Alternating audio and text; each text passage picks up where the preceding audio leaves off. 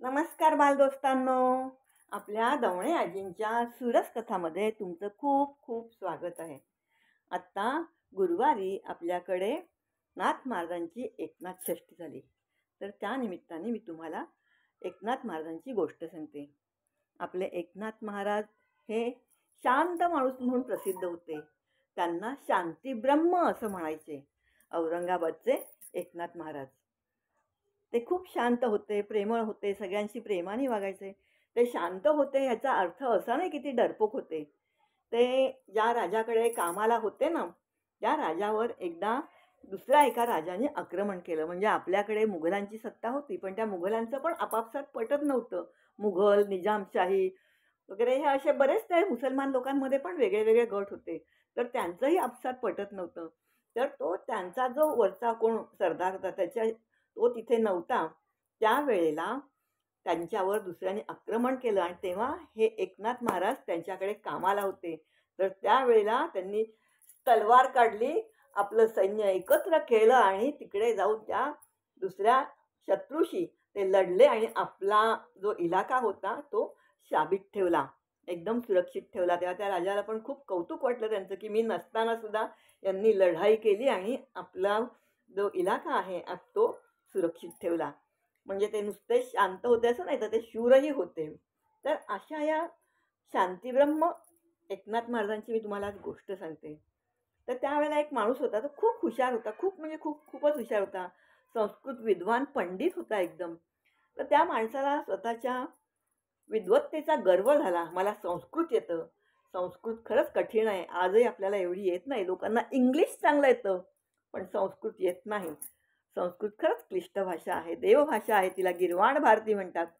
तर पण तो त्याच्यात हुशार होता. तर त्याला त्याचा गर्व झाला. मग त्यांनी काय सुरुवात केली त्या पंडितांनी, प्रत्येक गावोगावी जायचा आणि बघायचा तिथे कोण पंडित आहे. त्याच्यात जी हुशार माणसं असतात ना, त्या माणसाशी हा वादविवाद करायचा. अजूनसुद्धा स्पर्धा होतात बघा, वादविवाद स्पर्धा. तर त्याच्यात मग आपण बोलतो तेच खरं, माझंच म्हणणं खरं हे तिथे प्रतिपादन करायचं. मी बोलतो तेच खरं, मी शहाणा असं ते प्रतिपादन करायचं.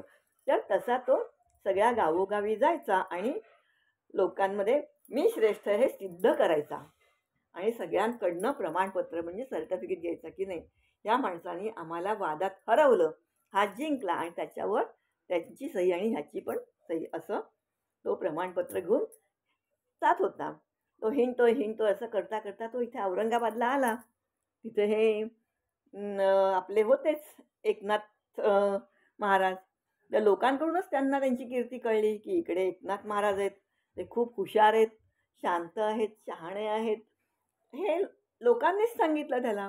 मग ह्याला आणखीन गर्व झाला, की हां, असं? मग आता मी त्यांना हरवतो. मी त्यांना हरवणार.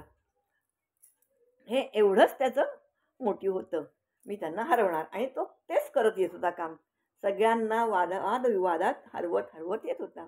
तसा त्यांनी एकनाथ महाराजांचा पत्ता काढत काढत तो आला. आता पूर्वी तर वस्ती कमी होती. कळायला काय वेळ नाही लागायचा. लोकांनी सांगितलं महाराज इथे इथे राहतात आणि मग हा माणूस त्यांच्याकडे आला. तिकडे आला ना, तसं आपल्या एकनाथ महाराजांनी त्याला आल्या आल्या साष्टांग दंडवत घातला. कारण तो ब्राह्मण होता, शिकलेला होता. पंडित सर्वत्र पूज्यते, विद्वान सर्वत्र पूज्यते अशातला प्रकार आहे, की धनवान माणूस किंवा राजा माणूस जो असतो ना, तो फक्त आपल्या राज्यात पूजला जातो, बाहेर त्याला व्हॅल्यू नसते. पण जो विद्वान असतो त्याला सगळीकडे पूजलं जातं, त्याची विद्वत्ता दिसून येते ना. आणि आपल्या एकनाथ महाराजांचं एक बिध होतं काय, तर जे जे भेटे भूत ते ते मानिजे भगवंत.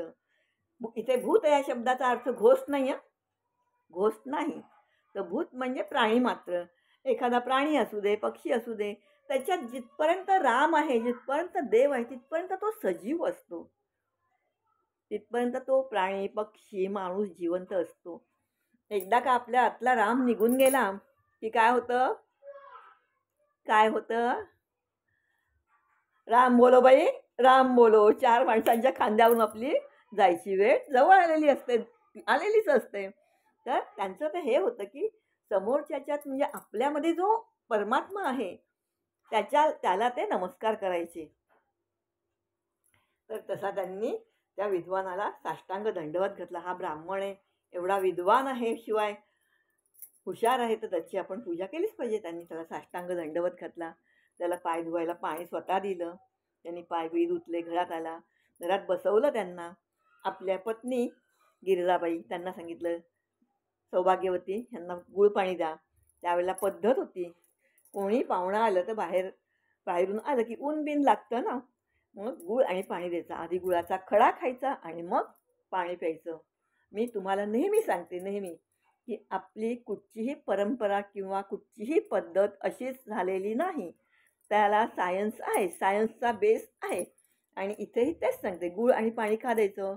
बाहेरून येऊन उन्हात येऊन वगैरे ढसाढसा पाणी प्यायलं ना की माणसाच्या पोटात दुखतं, ते माणसाच्या शरीराला चांगलं नसतं. पण गुळाचा खडा खाल्ला आणि त्याच्यावर पाणी प्यायलं की आपल्याला बाधत नाही, बाहेरचं ऊनही बाधत नाही कितीही उन्हातनं आलं तर. आणि ही पद्धत चांगली आहे. आता आपण ती पद्धत बंद केली, आपण आपल्या सगळ्याच पद्धती बंद केल्या, पण ही पद्धत आपल्या शरीरासाठी चांगली आहे आणि सायंटिफिक रिझन आहे हे त्याला, की बाहेरचं ऊन बाधू नये, माणसाचं पोट दुखू नये म्हणून. तर तसं त्यांनी आपल्या पत्नीला सांगितलं, ह्यांना गुळपाणी दे. त्या गिरिजाबाईंनी पण त्यांना गुळपाणी दिलं. मग त्यांना सांगितलं, नीट बसवलं वगैरे, तुम्ही आता जेवण मग बोलू आपण. मग पत्नीने त्यांच्या जेवण केलं. त्यांच्याकडे नेहमी भरपूर माणसं जेवायला असायची. त्यात अजून हा एक माणूस म्हणजे एक माणूस नव्हता, त्याच्याबरोबर आणखीन 2-3 माणसं होती. एवढी मोठी ट्रंक घेऊन एक माणूस होता, त्याचा दास नोकर होता त्याच्याबरोबर. त्या ट्रंकमध्ये, ट्रंक म्हणजे झाडाचा ट्रंक किंवा हत्तीची सोंड नाही हा. इथे ट्रंक ह्या शब्दाचा अर्थ मोठी बॅग असं होतं. आता तुम्ही प्लास्टिकच्या बॅग वापरता, त्यावेळेला पत्र्याच्या चांगल्या मजबूत बॅगा असायच्या आणि त्या बॅगेला ट्रंक असे म्हणायचे. तर त्या ट्रंकेमध्ये त्यांनी सगळी प्रमाणपत्र, कुणी आपल्याला प्रमाणपत्र दिली, आपण कुणाला हरवलं, कुठच्या विषयात हरवलं, कुठच्या श्लोकावर हरवलं, ते लिहिलेलं. अशी मोठी ती एवढी भरलेली ट्रंक होती. ती ट्रंक वगैरे आणून ठेवली तिथे. 4 माणसं जेवली बिवली. मग संध्याकाळच्या वेळेला महाराज बोलले, आता बोला तुम्हाला काय बोलायचं ते शांतपणे. इथे बोलू नको, आपण बाहेर बोलूया. भर चौकात तो गर्व झाला होता त्याला, की हे सगळेजण यांना हुशार बोलतात, तसा मी नाथ महाराजांना हरवतो ते बघा आता. हे त्याला झालंच होतं, उकळ्या फुटत होत्या अगदी. अतिविद्वत्तेचं डोक्यात गेलं ना हवा, की हे माणसाला असंच होतं. तो नाही, इथे नाही, घरात नाही, आपण चौकात बसूया. ठीक आहे बाबा, चौकात बसली, तुमची मर्जी. नाथ महाराजांनी आपल्या घरातल्या नोकर माणसांना सांगितलं, जा तिथे नेऊन सतरंजा घाला वगैरे. त्याला बसायला उच्च आसन दिलं. महाराज स्वतः खाली बसले. ते बोलले, बोला आता तुम्ही बोला. महाराजांना सांगायला लागले. महाराज बोलले, मी काय सांगणार, मला काही बोलायचंच नाही, मला काही वादच घालायचा नाही आहे. वाद कशासाठी घ्यायचा? नाही, वाद घालायचा. मी तुम्हाला हरवीन, तर तुम्हाला कशाला हरवायचं आहे? मला तुम्हाला हरवायचंच ना, तर तुम्ही द्या तुमचा कागद, मी त्याच्यावर तुम्हाला लिहून देतो. मी हरलो, मी माझी सही करतो. नाही, तसं नाही, ते नाही चालणार, हे बरोबर नाही, मला तुम्हाला हरवायचं आहे. त्याच्या डोक्यात एकच, मला तुम्हाला हरवायचं आहे. ते म्हणतात, नका हरवू, कशाला वादविवाद करण्यात काय फायदा आहे, काय मिळणार आहे त्याच्यातून? नाही, मला हरवायचं आहे. तुम्ही एखादं वाक्य बोला, मग मी त्याचं खंडन करेन. वाद घालणे म्हणजे काय माहिती आहे का? एखादा जर माणूस बोलला की हे अमुक एक गोष्ट अशी आहे, तर समोरच्या पार्टीने बोलायचं नाही, हे तसं नाही आणि हे कसं चुकीचं आहे हे प्रतिपादन करायचं, ते त्याला समजावून द्यायचं आणि माझंच म्हणणं खरं, मीच शहाणा, हे दाखवून द्यायचं सगळ्या दुनियेला. तर तसा हा आपला हट्टीपणाच करून बसला. नाही, बोला, तुम्ही काहीतरी बोला, तुम्ही काहीतरी बोला. महाराज म्हणतात, मला काही बोलायचं नाही, मला वाद घालायचा नाही आहे, तर कशाला आहे? तरी त्याचा हट्टच.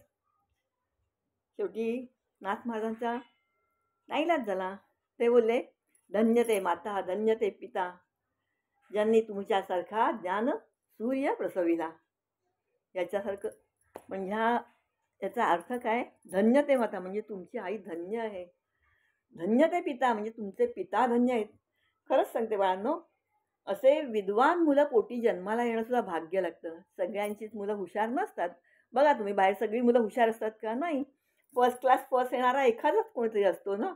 आणि हा माणूस तर असा एवढ्यांचे कडनं सर्टिफिकेट घेऊन आलेला, म्हणजे तो किती विद्वान, संस्कृत पंडित तो.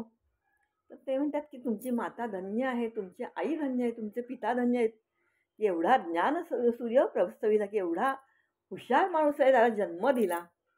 आता बोला, आता काय करणार?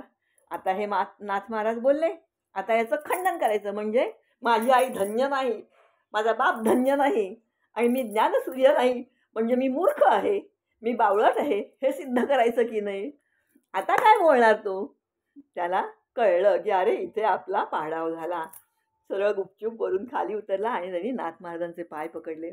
म्हणाला, मला क्षमा करा, मला माझ्या बुद्धिमत्तेचा वगैरे गर्व झाला होता. मला वाटलं तुम्ही वेदांमधलं पुराणमधलं एखादं संस्कृत वाक्य इथे सांगाल आणि मी त्याचं खंडन सांगेन. म्हणलं, कशाला हवेत वेद आणि पुराणं. आम्ही प्रॅक्टिकल राहणारी माणसं आहोत.